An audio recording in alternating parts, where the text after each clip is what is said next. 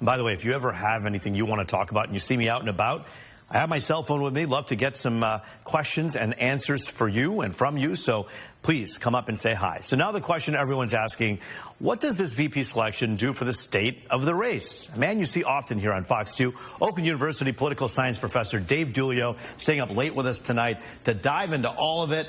And wow, there's a lot to dive into. I feel like we pack, Dave, 3 news days into one now. It's different than it was before. You and I have said on this set many of times through elections, what stands out to you with the pick with Walz and Harris? A surprise to you? A bit of a surprise. And I think in the sense that, you know, Tim Walz, as you went through his resume, brings a lot to the table. But what he doesn't bring is a swing state that he can deliver, right? The Harris ticket, whoever she picked, was going to win Minnesota.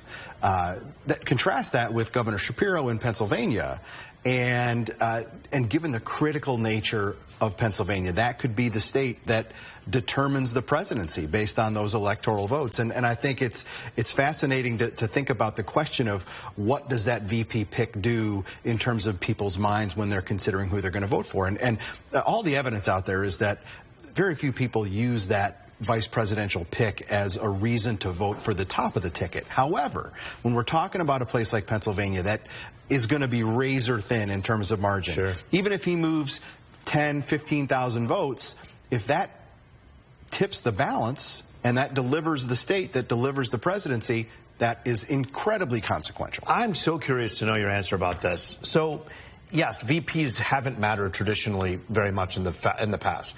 But then you have Mike Pence, who went and certified an election while his life was being threatened. And then you have Kamala Harris, who steps in when the boss says sayonara. Have we changed the definition of what a VP means in this country just in the last couple of years? Maybe just in the last couple of months, right? I think I think it's a bit of an apples and oranges comparison between Harris and Pence.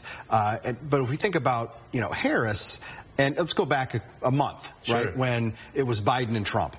I would have argued then that the 2 vice presidential picks with 2 guys that are over or approaching 80, right? The 2 VP picks would have been the most consequential ever. But now we've got a younger Harris in there. Trump, age not much of a problem or not much of an issue.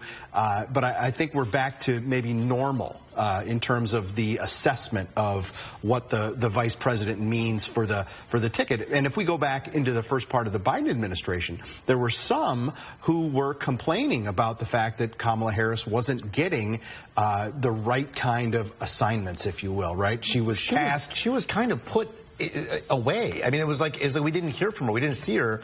And then the narrative of her being the border czar was allowed to just grow, even though they've come out and said, no, the Homeland Security Department's in charge of the border, not the VP. She was given a different assignment.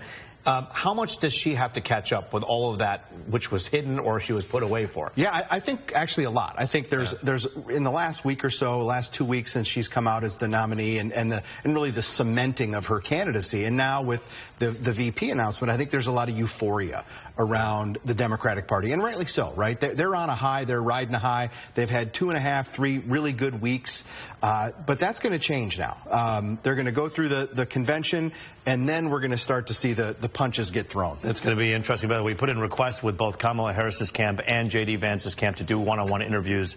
We'll see. It's important to you. It's important to us. Thank you so much, Dave Duilio, always for your expertise.